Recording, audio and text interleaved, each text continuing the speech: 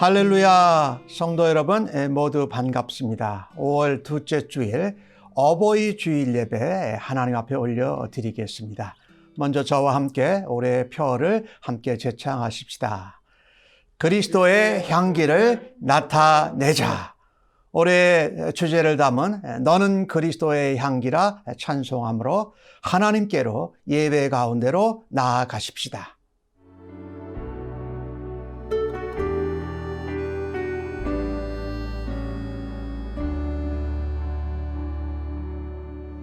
너는 그리스도의 향기라. 너는 그리스도의 편지라. 하나님 앞에서 그리스도의 향기니 너를 통해 생명이 흘러가리. 너를 통해 생명이 흘러가리. 너는 그리스도의 향기라. 너는 그리스도의 편지라. 하나님 앞에서 그리스도의 향기니 너를 통해 사랑이 흘러가리. 너를 통해 사랑이 흘러가리.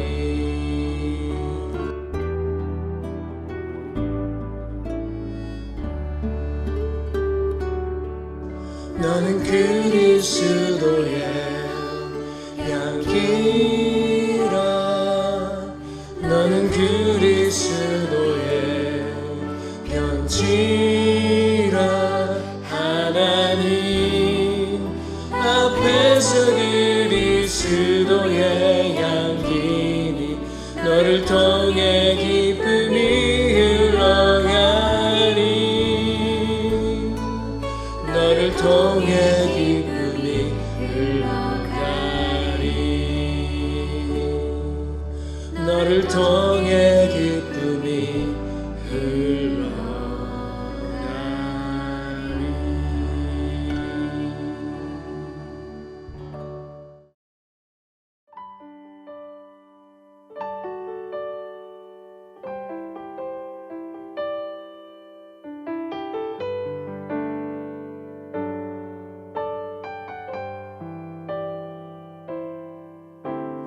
나의 가는 길 주님 인도하시네.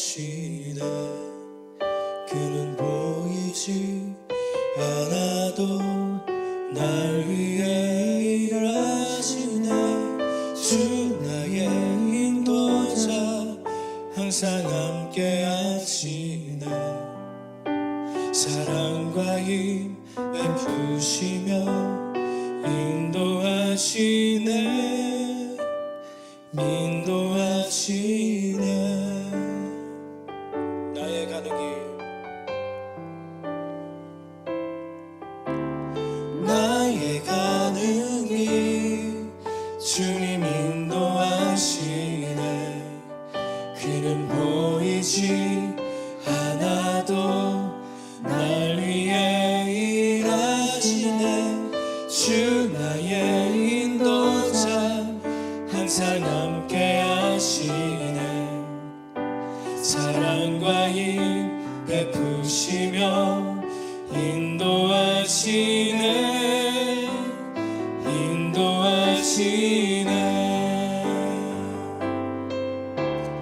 나에게 가는 길 주님 인도하시네.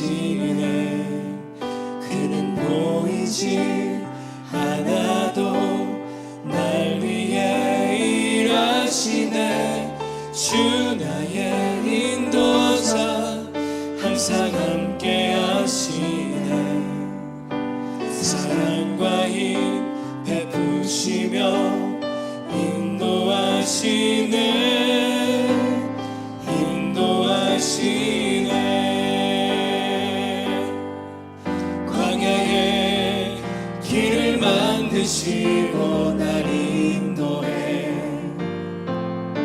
사막에 가 만드신 것 보라. 하늘과 땅 변해도 주의 말씀 영원히 내 삶 속에 새 일을 행하리. 나의 가는 길 주님 인도하시네. 그는 보이지 않아도 날 위해 일하시네. 주 나의 인도자 항상 함께 하시네. 사랑과 힘 베푸시며 인도하시네. 인도하시네. 사랑과 힘 베푸시며 인도하시네. 인도하시네.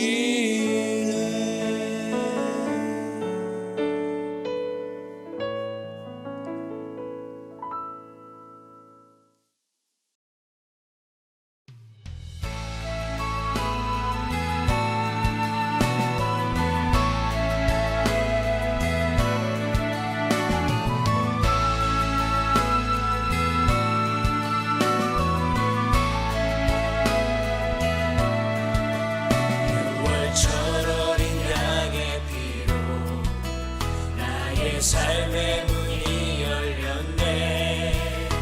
저 어둠의 권세는 힘이 없네. 주 보혈의 능력으로 원수가 날 정죄할 때에도 난 의롭게 설 수 있네. 난 더 이상 정죄함 없네. 난 주 보혈 아래 주 보혈 아래 있네. 그 피로 내 죄 사했네. 하나님의 긍휼 날 거룩게 하시었네. 난 주 보혈 아래 있네. 난 원수의 어떠한 공격에도 더 이상 넘어지지 않네. 난 주 보혈 아래 있네.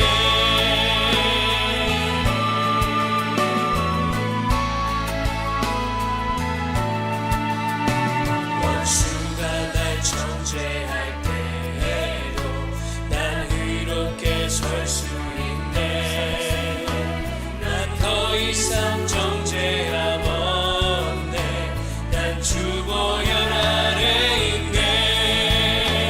난 주 보혈 아래 있네. 그 피로 내 죄 사했네. 하나님의 긍휼 날 거룩게 하시었네. 난 주 보혈 아래 있네. 난 원수의 어떠한 공격에도 더 이상 넘어지지 않네. 난 주 보혈 아래 있네. 난 주 보혈 아래 있네. 그 피로 내 죄 사했네. 하나님의 긍휼 날 거룩게 하시었네. 난 주 보혈 아래 있네. 난 원수의 어떠한 공격에도 더 이상 넘어지지 않네.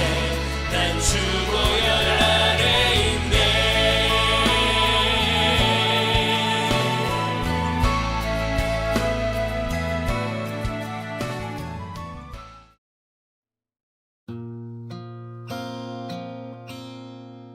홀로 귀한 일을 행하시는 여호와 하나님 찬송합니다. 그 영화로운 이름을 영원히 찬송하고 온 땅에 하나님의 영광이 충만하기를 기도합니다. 흠 없고 죄 없으신 어린 양 예수 그리스도의 죽으심으로 인류의 모든 죄를 용서하심을 감사드립니다.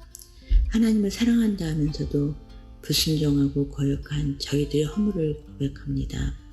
예수 그리스도의 보혈로 다시 씻어주셔서 순결한 신부로 하나님 기뻐 받으시는 예배 드리는 시간 되게 하나님 축복하여 주세요. 세상에서 흔들리는 저희들의 마음을 불쌍히 보시고 하나님의 말씀으로 강건하게 하시고 세상을 이기며 변화시키는 하나님의 군사가 되도록 성령으로 충만히 부어주세요. 오늘은 어버이 주일입니다. 가정을 주시고 부모님을 주셔서 감사합니다. 모든 어버이들의 수고를 하나님이 위로하여 주시고 하나님께서 계획하시고 축복하신 대로 기도와 말씀으로 사랑과 인내로 자녀를 양육하게 하시며 하나님께서 주신 영적 권위와 책임을 잘 감당하는 부모님들 되게 하여 주세요. 하나님의 창조 원리와 섭리대로 하나님의 임재와 하나님의 통치로 가정이 천국 되기를 간구합니다. 코로나 바이러스로 고통당하는 나라들과 사람들을 불쌍히 보시고 하나님께서 돕는 자가 되어주세요. 미국의 증오범죄가 멈춰지게 하시고 총기 규제가 안전하게 이루어지도록 하나님 도우시고 인도하여 주세요. 각 나라의 지도자들과 실무자들이 하나님께서 맡겨주신 자리에서 두렵고 떨림으로 하나님을 경외함으로 맡겨진 사명을 잘 감당할 수 있기를 위해서 기도합니다. 예배를 받으시고 저희들의 영과 육과 혼을 하나님의 선하심과 능하심으로 풍성하게 채워주세요. 구원하심이 보좌에 앉으신 우리 하나님과 어린 양 예수 그리스도께만 있습니다. 세상의 모든 문제와 저들의 염려를 하나님께 올려드립니다. 찬송과 영광과 지혜와 감사와 존귀와 권능과 힘이 우리 하나님께 세세 영원토록 있기를 간구하며 길이요 진리요 생명 되신 예수 그리스도의 이름으로 기도합니다. 아멘. 우리 모두 함께 주기도문을 하시겠습니다. 하늘에 계신 우리 아버지여, 이름이 거룩히 여김을 받으시오며 나라가 임하시오며 뜻이 하늘에서 이루어진 것 같이 땅에서도 이루어지이다. 오늘 우리에게 일용할 양식을 주시옵고 우리가 우리에게 죄 지은 자를 사하여 준 것 같이 우리 죄를 사하여 주시옵고 우리를 시험에 들게 하지 마시옵고 다만 악에서 구하시옵소서. 나라와 권세와 영광이 아버지께 영원히 있사옵나이다. 아멘. 나의 모습 나의 소유 주님 앞에 모두 드립니다. 모든 아픔 모든 기쁨 내 모든 눈물 받아주소서. 나의 생명을 드리니 주 영광 위하여 사용하옵소서. 내가 사는 날 동안에 주를 찬양하며 기쁨의 제물 되리. 나를 받아주소서.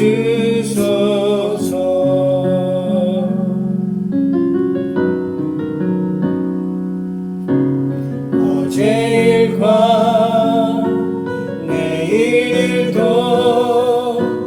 꿈과 희망 모두 드립니다. 모든 소망 모든 계획 내 손과 마음 받아주소서. 나의 생명을 위하여 사용하옵소서.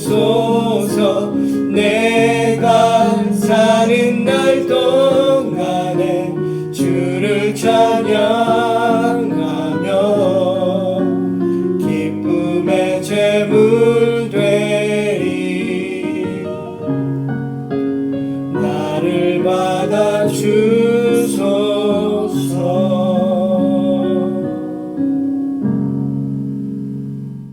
기도하겠습니다. 아버지 하나님, 5월달을 허락하시면서 우리에게 가정의 달로 허락하신 하나님 감사합니다. 5월 한 달 가운데 우리 자녀들을 생각하며 특별히 이번 주간은 어버이 주일로 하나님 앞에 지킵니다. 오늘도 어버이의 은혜를 생각하며 우리의 영육간의 아버지 되시는 하나님 앞에 살아있는 제물로 우리를 불러 모아주신 하나님을 찬양합니다.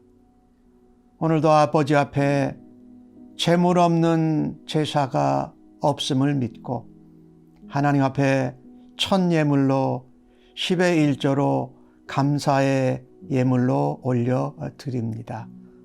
하나님 기뻐 받아 주시옵소서. 하나님의 영광과 은혜와 돌보심이 주 앞에 예물과 헌금을 드린 사랑하는 성도들의 삶과 일터와 가정 가운데 넘치게 하여 주실 줄로 믿습니다. 우리가 구원받은 것 감사하면서 하나님 앞에 선교의 예물과 또 구제의 예물로 하나님 앞에 올려드립니다. 우리의 삶에 하나님 이것을 해결하여 주옵소서. 이 일들을 풀어 주옵소서. 또 하나님 특별한 목적을 가지고 하나님 앞에 예물을 올려드립니다. 믿음으로 하나님 앞에 약속을 믿고 드렸사오니 하나님 뜻 가운데 들으시고 응답하여 주실 줄로 믿습니다. 특별히 하나님 앞에 예물을 드린 주의 백성들의 심령과 가정과 자녀들 가운데 하나님 아름다운 믿음의 유산들이 계속 이어지는 가정과 자녀들 되게 하여 주시옵소서. 자녀들은 말씀을 순종하는 것 같이 부모님들을 순종하는 믿음의 자손들 되도록 하나님 복 주시기를 원합니다. 특별히 부모님들은 자손들에게 아름다운 신앙의 유산들을 물려줄 수 있는 믿음에 견고히 서는 부모님 되도록 하나님 복 주시옵소서. 귀한 예물이 쓰여지는 곳에 하나님의 영광과 은혜와 예수 그리스도의 생명의 십자가 복음이 전해지게 하여 주옵소서. 구원 얻는 백성이 또한 주님을 닮아가는 백성들이 더 많아지게 하여 주시옵소서. 하나님 예물을 받으실 때에 병든 자는 고쳐주시고 연약한 자는 강건케 하여 주시고 부족한 자는 하늘의 신령한 것으로 이 땅에 기름진 것으로 채워 주시옵소서.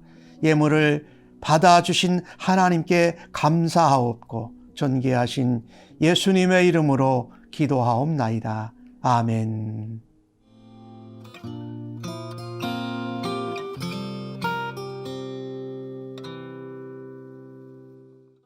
교회 소식을 알리겠습니다. 특별히 5월 달에 생일을 맞으시는 분, 우리 조영웅 형제님, 영어부의 황현. 조영웅 형제는 15일, 우리 황현은 27일입니다. 우리 조영웅 형제님, 원래 좀 지난 주 중에 출발하려고 했는데 하지 못하고 오늘 주일날 아침에 한국으로 떠났습니다. 5월 9일부터 24일까지 예정되어져 있는데 비자 인터뷰 잘하고 다른 계획한 일들이 하나님의 은혜 가운데 잘 이루어지기를 위해서 기도해 주시기 바랍니다. 사역과 봉사란에 오늘은 어버이 주일로 지킵니다. 그리고 특별히 어버이 되시는 70 넘으신 어르신들께는 주일 예배 마치고 오후에 가정을 방문하면서 교회에서 준비한 선물을 전달해 드리도록 하겠습니다. 그리고 지금 코로나 팬데믹 상황이어서 선교지를 가는 것이 어렵지요. 그런데 우리 IMB, 우리 남침내외 국제선교부에서 동아시아 가상 선교 답사를 이제 버추얼로 한다고 합니다. 그래서 여러분 주보에 나와 있는 그 https 그 주 웹사이트를 누르시면 여러분이 등록을 하시고 나면 모임에 참가할 수 있는 줌 링크를 보내줍니다.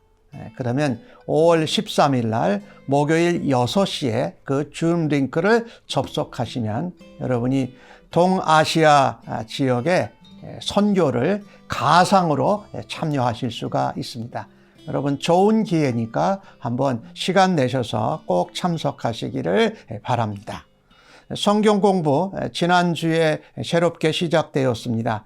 참믿음의 5가지 가치관. 이 세상에서 통용되는 잘못된 5가지 거짓말에 대한 공부입니다. 12시에 줌으로 모이니까 또 참석하시기를 원하시는 분들은 함께 동참하시기 바랍니다. 영어부요. 우리 지난 금요일 날 토요일 날 NSP 유스 패스터 컨퍼런스가 에코처치에서 있었습니다. 특별히 은혜 가운데 잘 마쳤습니다. 기도해 주셔서 감사합니다. 다른 내용은 주보를 참고해 주시기 바랍니다.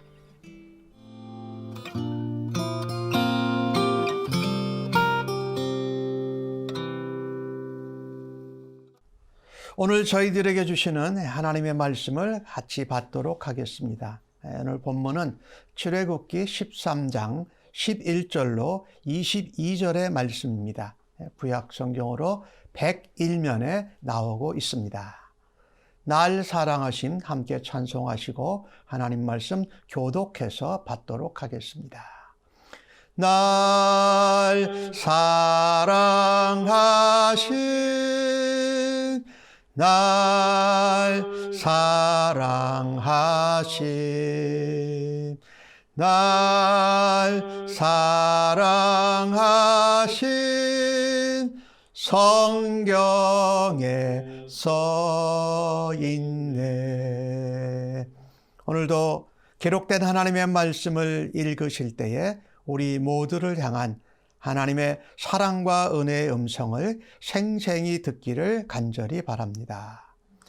여호와께서 너와 내 조상에게 맹세하신 대로 너를 가나안 사람의 땅에 인도하시고 그 땅을 네게 주시거든.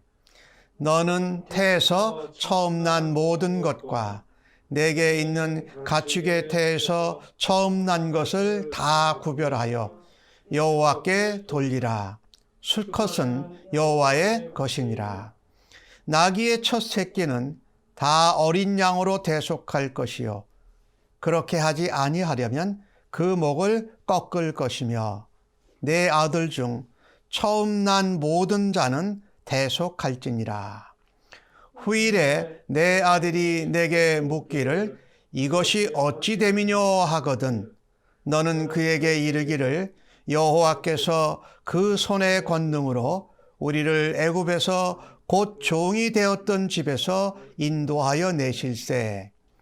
그때에 바로가 완악하여 우리를 보내지 아니하매 여호와께서 애굽 나라 가운데 처음 난 모든 것은 사람의 장저로부터 가축의 처음 난 것까지 다 죽이셨으므로 태에서 처음 난 모든 수컷들은 내가 여호와께 제사를 드려서 내 아들 중에 모든 처음 난 자를 다 대속하리니 이것이 내 손의 기호와 내 미간의 표가 되리라. 이는 여호와께서 그 손의 권능으로 우리를 애굽에서 인도하여 내셨음이라 할지니라. 바로가 백성을 보낸 후에 블레셋 사람의 땅에 길은 가까울지라도 하나님이 그들을 그 길로 인도하지 아니하셨으니 이는 하나님이 말씀하시기를 이 백성이 전쟁을 하게 되면 마음을 돌이켜 애굽으로 돌아갈까 하셨습니다. 그러므로 하나님이 홍해의 광야길로 돌려 백성을 인도하심에 이스라엘 자손이 애굽 땅에서 대열을 지어 나올 때에 모세가 요셉의 유고를 가졌으니 이는 요셉이 이스라엘 자손으로 단단히 맹세하게 하여 이르기를 하나님이 반드시 너희를 찾아오시리니 너희는 내 유고를 여기서 가지고 나가라 하였음이더라. 그들이 숲곳을 떠나서 광야 끝 에담의 장막을 치니 여호와께서 그들 앞에서 가시며 낮에는 구름 기둥으로 그들의 길을 인도하시고 밤에는 불 기둥을 그들에게 비추사 낮이나 밤이나 진행하게 하시니 낮에는 구름 기둥 밤에는 불 기둥이 백성 앞에서 떠나지 아니하리라. 아멘.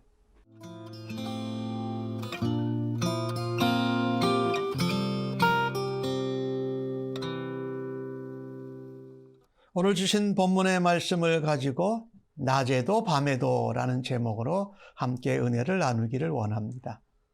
여러분이 다 아시는 것처럼 우리 5월 둘째 주일은 어머니 날이 있고 교회에서는 어버이 주일로 지킵니다. 그래서 이 어버이를 생각하면 낮에나 밤에나 언제든지 우리를 보살펴 주시는 것을 우리가 항상 기억하며 감사하지요.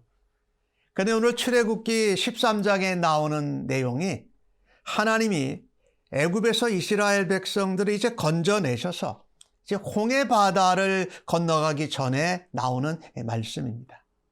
그런데 오늘 주신 말씀 마지막 부분에 낮에는 구름 기둥, 밤에는 불 기둥으로 하나님이 인도하셨다라는 그 모습이 참 어떻게 이 어버이 주일에 딱 그 맞는 말씀같이 다가왔습니다. 하나님께서 우리 어버이들이 우리를 낮에도 밤에도 돌보신 것과 같이 하나님 백성을 낮에도 밤에도 돌보시고 인도하시는 모습을 통해서 함께 은혜를 나누기를 간절히 원합니다. 우리 부모님들이 자녀들을 그렇게 낮에도 밤에도 또 나이가 어렸을 때에도 나이가 많았을 때에도 평생을 돌보시는 것을 우리가 알지요. 사실 그것을 보면 오늘 성경에서 하나님이 하나님 백성을 그렇게 낮에도 밤에도 돌보시고 또 시작부터 끝까지 인도하시는 것을 우리가 알지요. 하나님의 은혜지요. 하나님의 사랑이지요. 그 사랑은 변함이 없고 끝이 없습니다.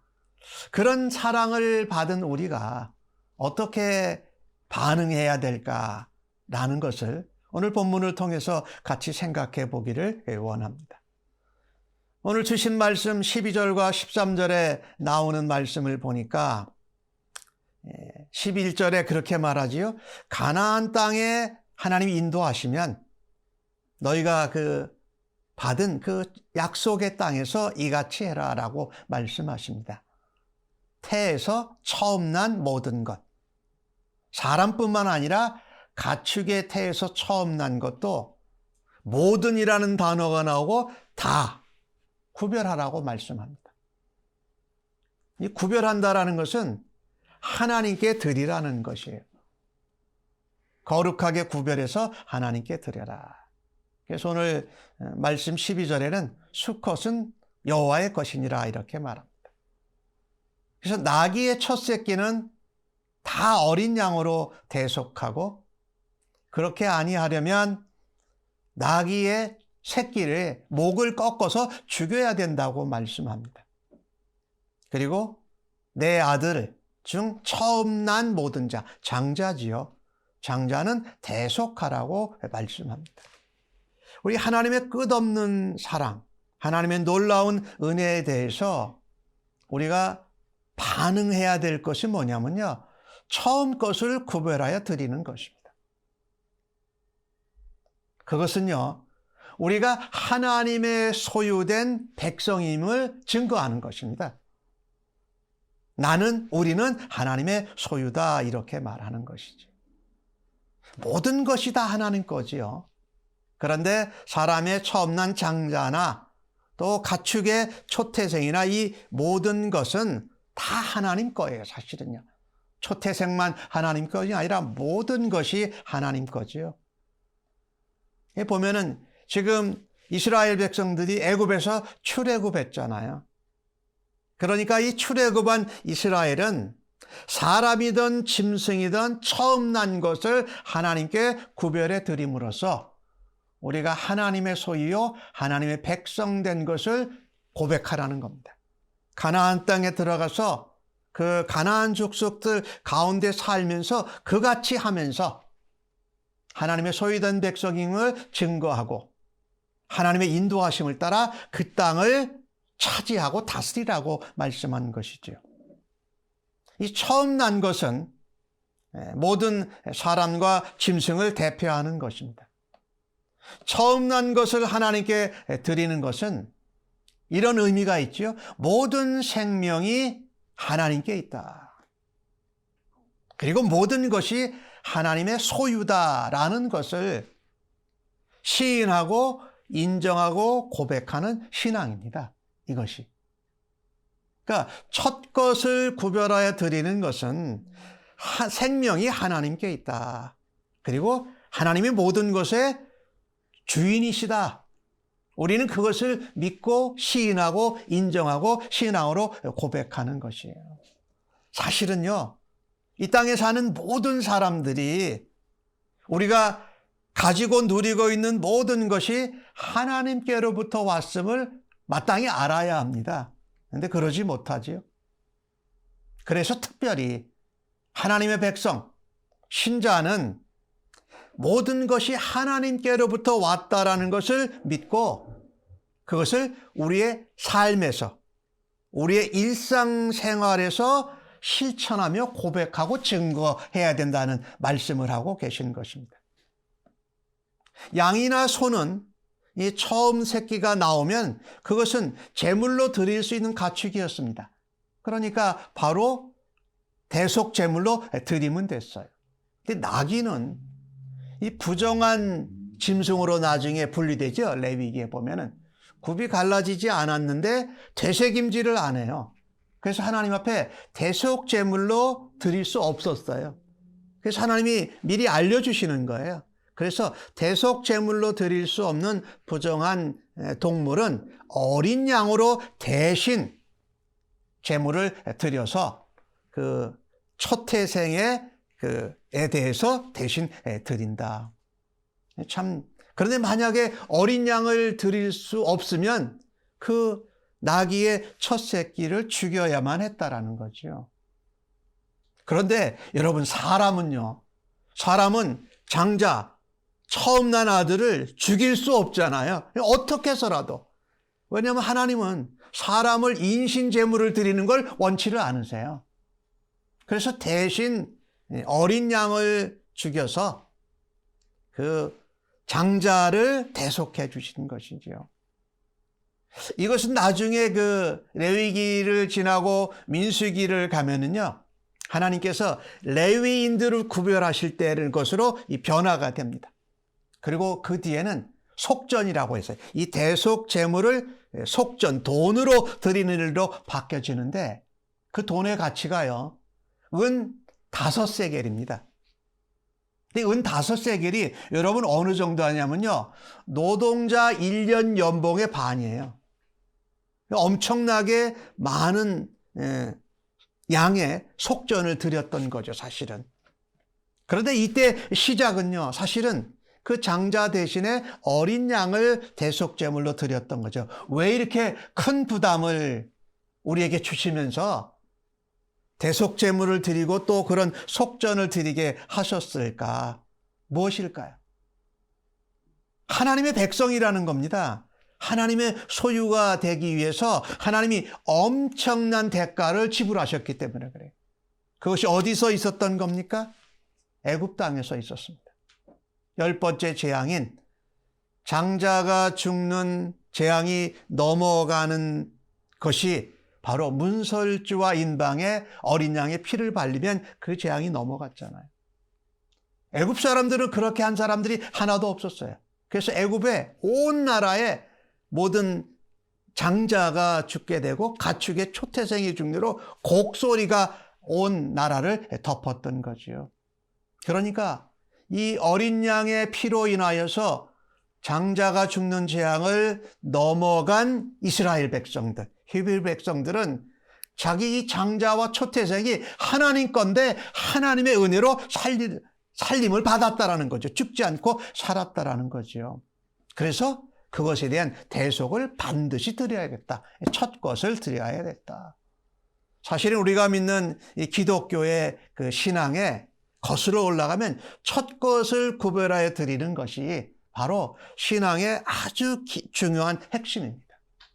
그것은 모든 것을 대표해서 모든 것이 하나님께로부터 왔다라는 고백과 믿음의 표현이기 때문에 그렇습니다. 이 모든 초태생들은 애굽에 내려진 장자, 초태생이 죽는 죽음의 심판에서 대속받았습니다. 그 의미와 똑같이 성도, 신자는요, 죄에서 구속함을 받아서 하나님의 자녀로, 하나님의 백성으로, 하나님의 군대로 구별된 자들입니다. 그래서 여기 말하는 어린 양은 우리가 잘 아는 것 같이 누구를 말합니까? 예수 그리스도를 말하시지요.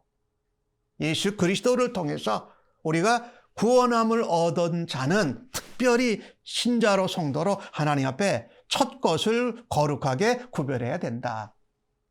그것은 무엇을 우리에게 의미하느냐? 나는 그만큼 소중한 존재요 하나님의 소유된 백성임을 증거하고 선포하는 것이지요. 여기 대속이라는 단어가 오늘 본문에 계속 나오는데 이건 이야기입니다. 다른 것으로 내가 치르러야 할 값을 대신 치른다라는 겁니다. 그래서 대속을 통해서 어린 양의 피로 예수 그리스도로 말미암아 우리가 구속을 얻습니다. 구원함을 얻는 거 말하죠. 구원과 대속이 함께 이루어진 것을 말하자면 구속이라고 할 수가 있죠. 구원받고 그것을 위해서 대신 가치를, 필요한 것을 대신 치르러 주셨다. 그것이 어린 양 대신 예수 그리스도라는 것이죠. 이 처음 것을 하나님께 바치는 것이 우리가 구별되는 것이고 또한 그것이 우리가 하나님의 자녀요. 또 하나님이 우리의 주인이시라는 것을 고백하는 것입니다.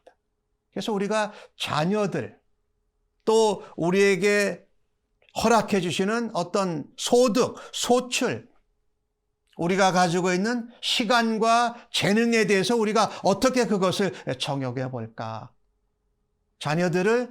자녀들이 원하는 사람으로 키우는 것이 좋은 것 같죠. 또 어떤 부모들은 그렇게 생각을 해요.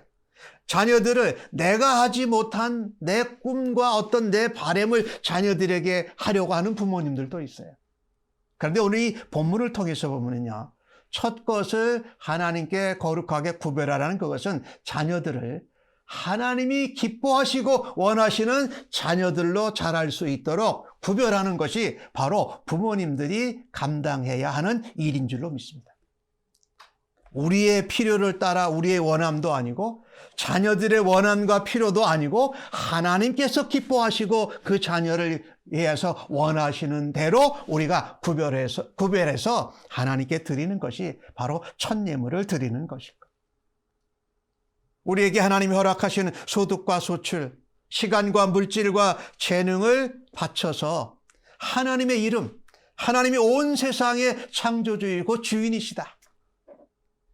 그리고 유일하신 하나님 여호와시다라는 것을 전하는 구별된 일을 감당하는 성도님들로 살아드리시기를 간절히 바랍니다. 오늘 이것을 말씀하면서 본문 성경 16절에는 그런 기록이 나오지요. 내 손의 기호와 내 미간의 표가 되리라. 이는 여호와께서 그 손의 권능으로 우리를 애굽에서 인도하여 내셨음이라 이렇게 말합니다. 이것을 잊어버리지 않도록 이 손에 그리고 양 미간에 기호와 표를 달고 잊어버리지 말라는 겁니다. 그만큼 중요하다라는 겁니다. 우리는 뭐 눈에 안 보이면 잘 잊어버리잖아요. 그런데 여러분 손에다 이렇게 기호를 만들어 달고 양미간에 이렇게 표가 돼 있으면 자꾸 기억이 나잖아요. 사실 나중에 이스라엘 사람들은 여기다가 요만한 성꿀을 쓴 박스를 이렇게 이마에다 띠에다 메고 다녔고 또 손목에다가 그것을 메고 다녔어요. 나중엔 그것이 실제로 달고는 다니지만 기억하지는 않아서 외식하는 것 같이 돼서 예수님께 꾸지람을 받는 그런 경우가 나오잖아요. 그러니까 항상 우리하고 같이 다니라는 거예요. 그만큼 중요한 거라는 거예요. 첫 것을 주신 것이. 첫 것을 하나님 앞에 구별하는 것이. 그래서 하나님의 구원의 은혜, 하나님의 그 사랑을 경험한 사람들은 하나님이 말씀하시고 원하시는 삶의 방식을 따라서 살아드려야 하라고 말씀하고 계신 것입니다. 뿐만 아니라 그것을 우리 당대에만 알고 믿고 행하는 것이 아니라 누구에게? 우리의 자녀들에게, 우리의 후손들에게 다음 세대에 계승하는 것이 그들이 하나님 말씀대로 참된 복과 은혜와 사랑을 누리는 길인 줄로 믿습니다. 굉장히 중요해요.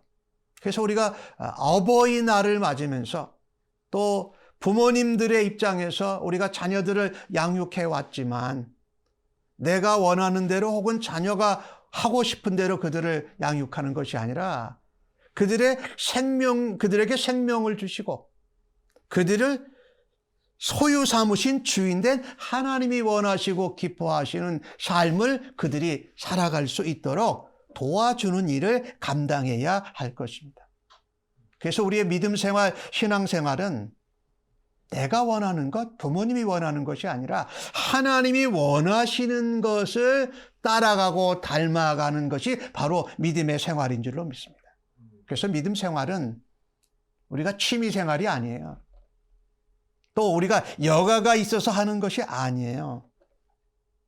그래서 오늘 어버이 주일이 돼서 우리가 다시 한번 생각해 볼 거는 내가 나의 자녀들 혹은 나의 후손들, 손자, 손녀들을 하나님이 원하시는 자녀로 그리고 그들이 처음 것을 거룩하게 구별하는 믿음의 사람들로 그리고 그들이 주인 대신 하나님의 주권에 순종하게 살 수 있도록 해서 그들에게 하나님이 약속하신 가나안 땅에서 누리게 되는 그 복과 형통함이 그들에게 나타나기를 주의 이름으로 간절히 축복합니다.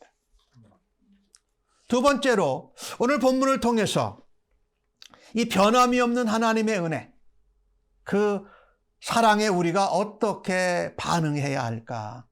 오늘 주신 말씀 17절을 보십시다. 이번에는 한번 같이 저랑 읽어보실까요? 시작.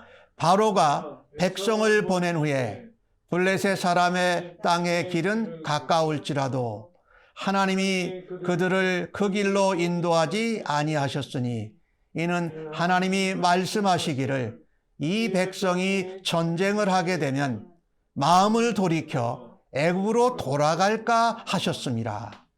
바로가 백성을 이제 가게 쫓아냈잖아요. 거의 쫓아내다시피 했는데 이 애굽에서 이 팔레스타인 그 약속의 땅 가나안으로 가는 길은 제일 가까운 길은 지중해 해안길이었습니다. 해변을 따라서 가는 길이었어요. 그런데 하나님이 그 블레셋과 애굽이 거기서 블레셋은 자꾸 남쪽으로 내려오려고 하고 그 다음에 애굽은 더 북쪽으로 자꾸 올라가려고 하니까 거기가 이렇게 말하자면 전쟁은 하지 않지만 굉장히 국경이 되어져 있는 데였어요. 그리고 여러분 블레셋은요 그 당시 철기 문화를 가장 먼저 도입해가지고 아주 예리하고 날카로운 칼과 창으로 무장한 용맹한 그런 나라였어요. 애굽은 또 그 당시에 강대국이었죠. 그러니까 만약에 그 이스라엘 백성들이 그 해변길을 따라서 가면 먼저 만나는 게 누굴까요? 애굽의 군대를 만납니다. 거기서. 그 다음에 애국 군대를 만나고 또 간신히 올라가도 블레셋의 군대를 만나게 되어 있거든요.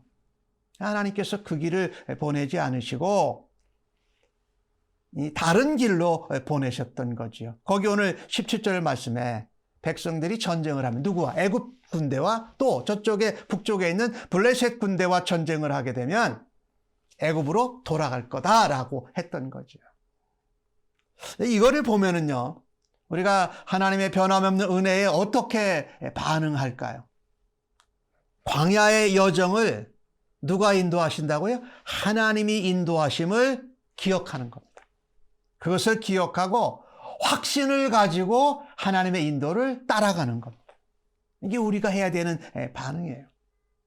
그러면 우리 앞에 펼쳐지는 모든 어렵고 답답한 불가능한 일 가운데서도 하나님의 인도하심으로 인하여서 우리가 승리할 수 있는 줄로 믿습니다. 그것은 하나님이 함께 동행하고 하나님의 임재하심 때문이었습니다. 광야는 일교차가 심한 곳이었습니다. 광야는 뭐 새로운 것을 하는 것이 불가능한 곳이에요. 그리고 사실 살아남는다고 꼭 보장이 되지 않는 곳이에요. 그런데 그런 곳에서 하나님은 이스라엘 백성들을 완벽하게 보호하시고 온전하게 인도하셨습니다. 그것도 몇 년 동안? 40년 동안. 200만이 넘는 그 사람들이 40년 동안 거기서 굶어 죽지도 않고 또 신발이나 옷이 헤어지지 않도록 다 공급하시면서 하나님이 온전하고 완벽하게 인도하셨습니다. 오늘 주신 말씀에 보니까 뭐라고 그랬습니까? 뜨거운 대낮에는 구름 기둥이 되어서 덮어주셨고 선선하게 해주셨고, 그리고 아주 추운 밤에는 낮에는 구름 기둥이었던 그 기둥이 불뜨기 되어서 따뜻하게 하면서 갈 길을 비춰주셨던 것이지요. 오늘 주신 말씀은요, 하나님께서 이스라엘 백성을 대가를 대신 치리로 주시고 구속하셔서 하나님 뭐 하신다? 직접 인도하신다 라는 것을 강조하고 있습니다. 지금 무엇을 하기 전입니까? 홍해바다를 건너가기 전입니다. 애굽에서 10번째 재앙을 당하고 이제 애굽 사람들이 당하고 나왔어요. 그리고 홍해바다를 가기 전에 이 사건이 있는 거지요. 이스라엘 백성들이 하나님의 군대라고 표현했죠. 그리고 오늘 주신 말씀에도 보니까 갈 때 대열을 지어서 갔어요. 이스라엘 백성들이 하나님의 군대였습니다. 그리고 대와 오를 열을 맞춰서 이렇게 나아갔어요. 그러나 아직 전쟁을 해본 경험도 없고 훈련도 받아본 적이 없는 그냥 일반 사람들이에요. 말하자면 노예와 종으로 살았던 그 백성들이에요. 그런데 그들이 해변길, 해안길로 가다가 애굽 군대와 만나면 또 전쟁에서 애굽으로 도망갈 거고, 거기를 어떻게 피해 갔다가 하더라도 블레셋 군대를 만나면 또 애굽으로 돌아갈 것을 하나님이 너무나도 잘 알고 계셨던 것이죠. 그래서 숫곳에서 에담을 거쳐서 남쪽으로요, 남동쪽으로 해서 우회하도록 가게 하신 거죠. 근데 이 길은요, 사실은 그 지중해 연안에 있는 그 해변길로 가면은 한 4일 정도면 거길 지나가요. 그런데 남쪽으로 이렇게 돌아서 가는 길은 한 6배 정도 더 걸려요. 그러니까 4일 갈 길을 그냥 빨리 걸어가면 한 달이면 갈 길인데 6배나 더 거리가 먼 길로 하나님이 인도하셨던 것이죠. 이걸 보면은요, 사람들이 보면은 야, 왜 이렇게 빠른 길로 안 가고, 누가 봐도 어리석은 길, 그리고 그 길은 뭐예요? 광야 길입니다. 그거를 6배나 먼 거리를 가게 하는 어리석은 일을 하나님이 하셨어요. 사람들은 그걸 보고 어리석다고 생각할 것입니다. 그러나 하나님은 철저한 계획과 이스라엘 백성들을 사랑하는 섭리의 계획 가운데 그렇게 하신 것이죠. 여러분, 사실 이스라엘 백성들에게 애굽 땅은 지옥과 같았습니다. 빨리 벗어나고 싶었잖아요. 그들이 하나님께 울부짖었잖아요. 그런데 그런 종으로 노예로 430년을 살았던 땅이었는데 사람들이 얼마나 간사한지 몰라요. 지금의 상황이 조금만 힘겨워지면 자신에게 좋지 않았던 아주 지옥 같은 과거의 경험, 그리고 그 장소를 미화시킵니다. 그리고 현재를 원망하고 불평하면서 옛날 과거로 돌아가고 싶다고 합니다. 사실 홍해바다를 건너서 간 이스라엘 백성들이 신광야에 들어가서 3일 길을 간 다음에 물을 찾았는데 그 물을 찾았는데 보니까 물이 뭐예요? 쓴물이었어요. 마라라는 쓴물. 원망하고 불평했던 그것을 만났거든요. 그리고 얼마 안 있으면 엘림에 가서 12물샘과 70종려나무가 있는 데서 거기서 장막을 틀게 되는데 그때 그들이 한 말이 있어요. 야, 애굽에서 고기 굽는 가마 옆에서 따뜻하게 있었던 게 좋았고 거기서 고기도 먹을 수 있던 것이 좋았는데 왜 우리를 이 광야로 데려 나와서 죽이려고 하느냐라고 모세와 아론에게 원망하는 그 모습이죠. 이 모습을 보면 참 우리는 참 못됐어요. 그리고 참 간사해요. 이 표현을 다른 표현으로 쓴다면 개가요 토한 것을 다시 먹는 것 같다라는 거예요. 그 애굽 땅에서 벗어나기를 그렇게 부르짖어 놓고서 조금만 목이 마르고 조금만 환경이 바뀌면 야, 애굽에 종이나 노예로 있을 때가 그래도 좋았다라고 하는 어리석은 결정을 하게 된다라는 거죠. 그리고 하나님의 인도하심에 대해서 하나님이 함께 동행하고 일하고 계시는데 임재하고 계시는데 그것을 무시해버리고 대적하는 것이죠. 하나님은요 그걸 아셨어요. 그래서 그들이 돌아갈 수 있는 가능성을 처음부터 딱 차단해 놓으시고 길을 인도하신 겁니다. 그리고 가면 애굽의 군사를 만나든지 블레셋 군대를 만나든지 그렇게 되는 거죠. 그래서 우리가요 신앙생활을 할 때 하나님이 우리를 인도하시고 하나님이 우리를 사용하실 때에 믿음 생활을 하면서 배수의 진을 치는 마음과 자세가 필요합니다. 내가 돌아갈 곳이 없다. 돌아갈 수 있는 가능성이 전혀 없다라고 하는 그런 삶을 살아야 돼요. 언제든지 내가 옛날 애굽으로 옛날 잘못된 과거로 돌아갈 수 있는 여지를 두면 사람 마음이 자꾸요 간사해져요. 조그만 변화나 조금만 어려운 일이 있으면 마음이 변해요. 믿음으로 약속했던 것도 그냥 헌시짝처럼 버려버리고 엉뚱한 짓을 행하는 것을 우리가 알지요. 우리에게 그런 모습이 있다라는 거죠. 그리고 오늘 주신 말씀 가운데 이런 이야기를 할 수가 있어요. 사흘이면 갈 길을 왜 한 달을 걸려서 가는 길을 하나님이 택하시냐. 이 하나님이 잘못됐다 이렇게 하고 하나님 앞에 원망을 할 수가 있죠. 우리는요 때때로 조금 일이 지연될 때 마음이 조급합니다. 그리고 안타까운 심정으로 바라다 보면서 하나님이 함께 임재하시고 동행하고 인도하시는 것을 잊어버려요.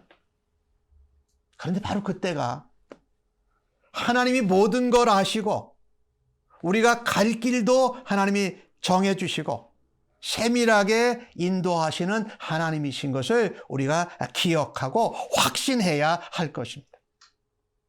낮에는 구름 기둥으로, 밤에는 불 기둥으로 인도하신 하나님께서 광야의 길에서 그들이 상하지 않도록 보호하시고 인도하시면서 직접 동행하셨습니다. 이런 하나님의 인도, 하나님의 임재하심, 하나님의 동행을 생각하면 그때마다 거친 세파 속에서도 또 세상에 아주 유혹에서 있어서도 우리는 하나님의 인도하심에 대한 안도, 또 하나님이 인도하시고 함께 하심에 대한 평안의 시간을 가질 것이 분명합니다. 오늘 본문의 구름 기둥과 불 기둥을 통해서 우리가 무엇을 기억할 수 있습니까? 볼 때마다 하나님의 사랑은 밤낮으로 쉼이 없이 계속된다. 마치 부모님이 우리를 키우실 때 밤낮으로 우리를 돌보셨던 것처럼 말입니다. 그리고 오늘 하나님께서 구름기둥, 불기둥으로 백성들을 추울 때 더울 때 지키시고 보호하셨습니다. 그리고 그 하나님의 임재하심의 표현인, 상징인 구름기둥, 불기둥이 어떻게 해요? 앞서서 인도했다라는 겁니다. 그러니까 우리는 기회가 있고 틈만 나면 자꾸 과거로 옛날로 돌아가고 싶어 해요.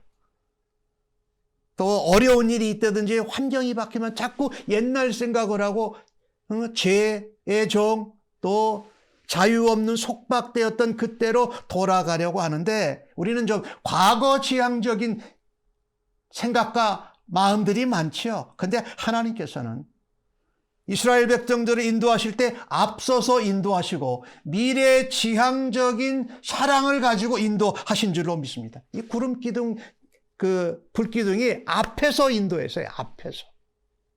앞으로 나가는 거예요. 또 하나, 하나님께서 이 구름 기둥, 불기둥을 통해서 백성들의 필요에 따라서 그 사랑과 하나님의 역사하심을 적절히 조절하셨어요. 뭘까요? 더울 때는 신선하게, 선선하게, 추울 때는 따뜻하게 하시면서 필요에 따라서 공급해 주시는 하나님의 모습을 보여주신 거죠. 하나님은 자연과 모든 그 역사, 이거를 초월하시는 유일하신 하나님이시잖아요. 그 하나님은 누구와 늘 동행하시느냐? 하나님 말씀대로, 하나님의 인도하신 대로 순종하는 자에게 늘 함께 하시고 늘 동행하시고 늘 역사하시는 줄로 믿습니다. 그래서 하나님의 말씀, 이게 엄청나게 중요해요. 하나님의 언약, 하나님의 약속. 그래서 오늘 주신 말씀 19절을 보면은요, 모세가 애굽 땅에서 나올 때에 무엇을 가져오냐면요, 요셉의 유고를 가지고 나옵니다. 19절에 요셉이 이스라엘 자손으로 단단히 맹세하게 하여 이르기를 하나님이 반드시 너희를 찾아오시리니 너희는 내 유고를 여기서 가지고 나가라 하였음이었더라. 한 350년, 400년 전에 요셉이 벌써 그 애굽 땅에 묻혔는데, 야, 하나님이 반드시 너희를 약속의 땅으로 데려갈 거다. 난 그거 믿는다. 그러니까 내 유고를 너희들이 갈 때 꼭 가지고 간다고 내게 맹세해라라고 한 것이죠. 모세는 그 언약을, 요셉의 그 기대를 그대로 실행합니다. 이제까지 많은 하나님의 재앙을 통해서 하나님의 놀라운 기적의 역사를 보았죠. 근데 그거보다도 더 중요한 것이 모세에겐 뭐였던 것이죠? 하나님이 인도하시는데 하나님의 말씀과 언약과 맹세대로 하시니까 하나님의 약속이 더 우선적이었다라는 겁니다. 그래서 오늘 본문은 모세가 요셉의 유고를 가지고 나오는 사건을 기록을 합니다. 모세는 애굽의 수많은 그분보다, 애굽의 강력한 군대 그 병기 말보다도 무엇이 더 중요했습니까? 요셉의 유골이 더 가치 있고 중요하고 우선적이었습니다. 우리에게 이런 고백으로 하나님의 임재와 동행하심과 인도하심을 따라갈 수 있는 은혜가 있기를 바라는 것입니다. 우리가 잘 아는 대로 요셉은 이스라엘 백성 중에 제일 먼저 애굽에 내려온 사람이죠. 애굽에서 자기의 동족들이 머물 땅을 고센에 미리 준비해 두지 않습니까? 요셉이 무엇을 믿습니까? 먼 훗날 하나님이 나를 애굽에 데려오게 하셨는데 다시 하나님이 그 백성을 약속의 땅으로 데려갈 것을 믿고 하나님의 구원의 역사지요. 하나님의 약속을 철저히 믿고 신뢰했습니다. 모세는 또 그 약속이 요셉을 통해서 성취될 것을 믿고 요셉의 유골을 가지고 올라가는 것을 좀 보십시오. 요셉은 이스라엘 자손에게 하나님이 반드시 하실 것이다. 그리고 너희를 위로하실 것이다. 그리고 하나님이 하신 언약과 약속을 이루실 것이다 라고 확신했던 것이죠. 그래서 우리가 하나님의 약속, 그것을 확신하고 하나님이 동행하시고 하나님 임재하셔서 우리를 인도하시는 것을 믿을 때에 우리는 하나님의 놀라운 기적과 하나님의 놀라운 약속의 성취를 보게 될 것이 분명하다라는 겁니다. 아브라함과 이삭과 야곱에게 맹세하신 그 땅, 가나안 땅이죠. 젖과 꿀이 흐르는 땅에 이르게 할 것을 분명히 했습니다. 요셉의 그 고백을 보면은요, 내 유골을 메고 올라가겠다라고 그 창세기 50장에 보면 약속해라, 맹세해라라고 말씀합니다. 그래서 오늘 주신 본문을 통해서 우리에게 한번 물어봐야 될 것이 있습니다. 당신은 하나님을 신뢰하십니까? 나는 하나님의 언약과 약속과 맹세가 성취될 것을 확신하십니까? 그 순간이 우리의 마음이 옛날로 과거 지향적으로 갈 때, 내가 환경 때문에 밀려서 또다시 옛날로 도망치고 싶을 그때에 나는 하나님을 신뢰하고 하나님의 약속의 말씀이 성취될 것을 믿느냐라고 한번 물어보아야 할 것입니다. 켄트 크로켓이라는 목사님이 계세요. 그분은 우리 남침내교 목사님이신데 그분이 쓴 책 중에 내 영혼의 119 그런 책이 있어요. 그래서 이제 부제가 달려있기를 우리 한국말로 번역될 때에 하나님의 인공호흡이 필요한 때 이런 제목 가운데 그분이 이런 경험을 소개를 합니다. 그분이 섬기던 교회에 안수 집사님 두 분과 함께 호수 옆으로 1박 캠핑을 간 겁니다. 근데 일기예보를 확인하지 않고 갔어요. 근데 해가 지는 석양 시간에 갑자기 먹구름이 몰려온 겁니다.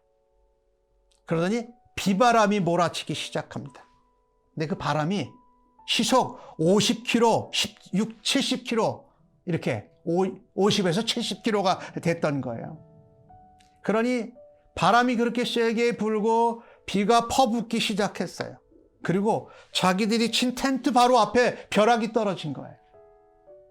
그러니 그 비바람이 그렇게 몰아치고 속도가 세고 벼락이 몰아치니까 그 쳐놓은 텐트가 전혀 아무런 보호가 되지 못한 거예요. 그러는 중에 그들이 무엇을 느꼈냐면요. 야, 이러다가 우리가 죽겠다 이렇게 느꼈다는 거예요. 그 목사님의 고백이 그래요. 내가 살면서 죽음과 이렇게 가까이 했던 상황이 없었는데 같이 간 두 분의 안수 집사님도 야 이러다가 우리가 가족을 다시 보지 못할 거다라고 하는 두려움에 떨고 있었어요. 목사님도 두 안수 집사님도 그렇게 떨고 있는데 갑자기 켄트 크로켓 목사님 마음에 탁 떠오른 일이 있었어요. 그게 뭐냐면 갈릴리 바다 한복판에서 제자들이 광풍을 만났을 때 예수님이 거기에 계셨던 그 사건이 딱 떠올랐대요. 그래서 지금 우리가 그 광풍 가운데에서 모두 죽게 되었다고 소리치는 제자들과 같구나. 그런 생각이 딱 떠올랐어요. 그래서 목사님이 두 분의 안수 집사님에게 이렇게 얘기했던 거예요.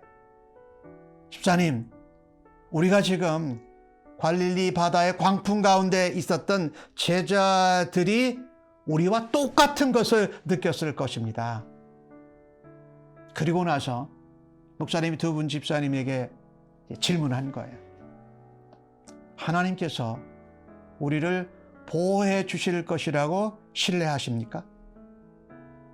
지금이 우리의 죽음의 순간인지 아닌지를 하나님이 알고 계심을 믿으세요? 라고 이제 두 분 집사님께 물어봤어요. 근데 그렇게 이야기하던 중에 무섭게 내리치던 바람과 폭풍이 순간에 잔잔해졌던 거예요. 베드로와 그 제자들이 갈릴리 바다 한가운데서 겪었던 그 광풍 가운데 예수님을 찾았던, 예수님을 신뢰하고 예수님 우리가 죽게 되었습니다 했던 그것이 그냥 성경에서 보았던 그냥 이론적인 이야기였는데 개인적으로 그 순간에 그것을 체험하는 거예요. 주님이 여기에 함께하고 계시구나. 주님이 우리가 죽게 될지 살게 될지 그 순간도 주님의 손에 달려있구나 라고 하면서 말할 수 없는 이 광풍과 그 비바람이 멈추기 전에 그들 가운데 먼저 임한 것이 있었어요. 초자연적인 평강. 초자연적인 주님이 보호하고 계시다라는 것을 확신하게 됐고, 그 광풍과 비바람이 몰아치는 가운데에도 두려워하지 않고 평강을 누리고 주님의 보호하심을 확신했다라는 거죠. 이 모습처럼 우리도 살아가면서 인생의 여정의 순간순간에 여러 종류, 많은 종류의 폭풍들을 만납니다. 근데 그때 우리가 해야 될 것이 뭡니까? 아주 심플하게, 단순하게 하나님을 신뢰하는 겁니다. 하나님이 우리와 함께 동행하고 계시다. 하나님이 이 자리에 구름기둥, 불기둥과 같이 임재하고 계시다라는 것을 신뢰할 때에 그 폭풍은 우리들에게 더 이상 문제가 되지 않을 것입니다. 더 이상 우리에게 두려움을 줄 수 없다라는 것이죠. 그렇습니다. 하나님이 함께 하신다라는 것, 하나님이 동행하신다라는 것, 하나님이 임재하시고 인도하신다라는 약속보다도 더 나은 것, 더 능력 있는 것은 없습니다.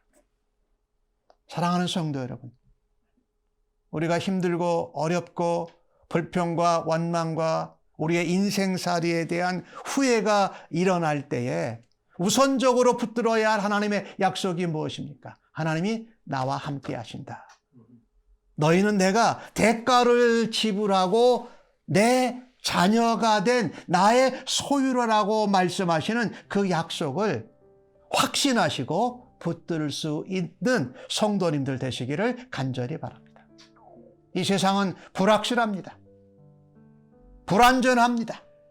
그런 인생의 광야에서 우리가 안전하게 또 보호되고 안전하게 나아갈 수 있는 길은 하나님의 약속을 붙드는 것입니다. 하나님을 신뢰하는 것입니다. 하나님이 이 자리에 함께 하시고 우리를 인도하고 계신다라는 것입니다. 저는 오늘 이 본문의 말씀을 보면서 우리를 하나님께서 그렇게 붙들고 인도하고 우리를 하나님의 소유로 삼아 주셨는데 그것을 우리는 우리의 부모님을 통해서 평생을 양육을 받고 도움을 받았습니다. 우리가 하나님께 이런 은혜를 받은 것을 감사하십시다. 그리고 우리를 그렇게 양육하고 우리를 키워주시고 사랑으로 돌보주신 부모님을 생각하시면서 감사하시면서 이 하나님이 함께 하시고 하나님의 자녀된 자들이라는 것을 담대하게 확신하시고 나아갈 수 있는 주의 백성들 되시기를 간절히 바랍니다. 아멘. 기도하십시다.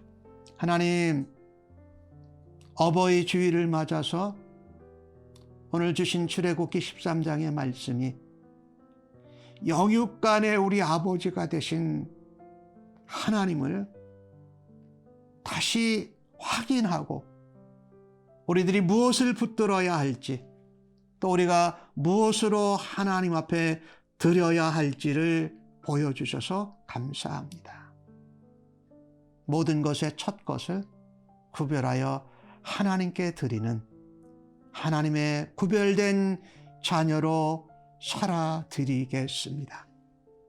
또한 어떤 기적이나 어떤 가치, 세상에 가치 있는 것들보다 하나님의 임재하심이, 하나님의 동행하심이, 말씀 가운데 언약을 성취하는 하나님의 역사하심이 가장 확실하고 분명한 것을 믿고 하나님 앞에 순종하며 살아드리는 주의 백성들 삼아 주시니 감사합니다.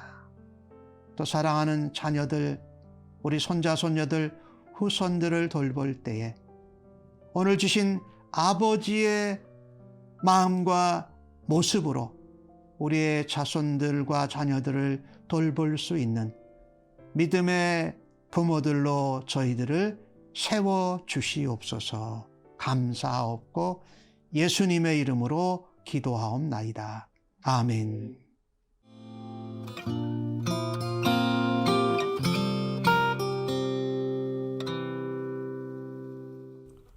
오늘 받으신 말씀을 생각하시면서 찬송 577장 나으시고 길러주신 찬송하시고 축도로 예배 마치겠습니다.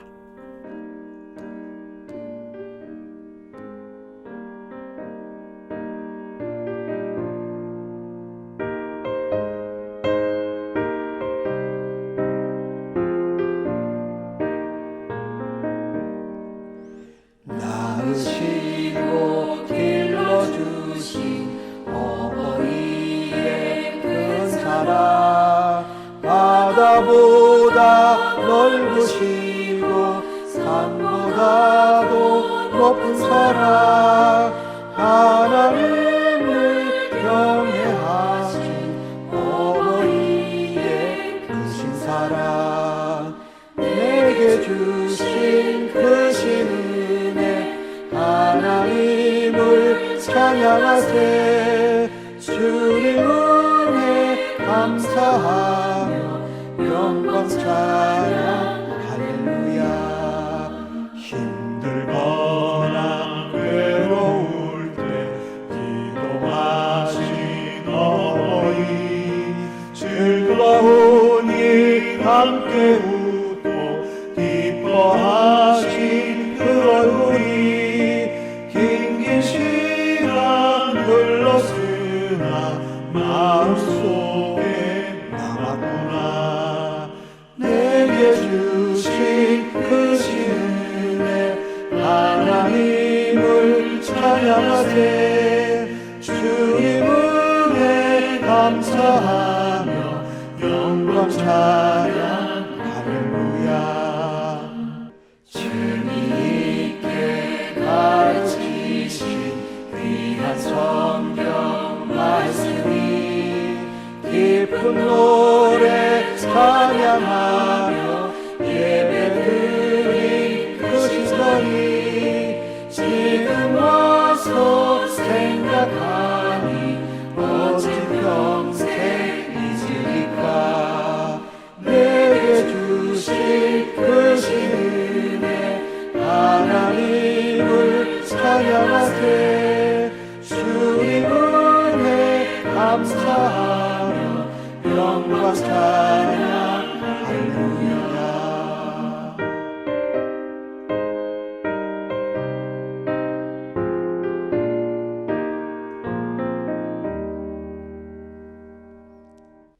이제는 하나님께서 우리에게 주신 은혜를 따라 감사하며 찬양하며 하나님 앞에 첫 것을 드리며 하나님의 임재하심, 역사하심, 동행하심에 확신하고 믿음의 삶을 살아드리겠다고 주 앞에 예배하고 결단한 우리 부모님들 위해 또 부모님을 순종하는 삶을 살아드리겠다는 자녀들 위해 그리고 저들의 가정과 자녀들, 후손들 위해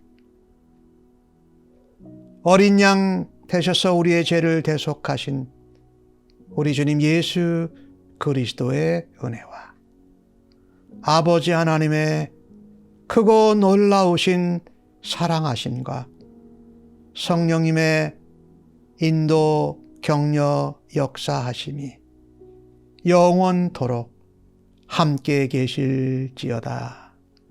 아멘.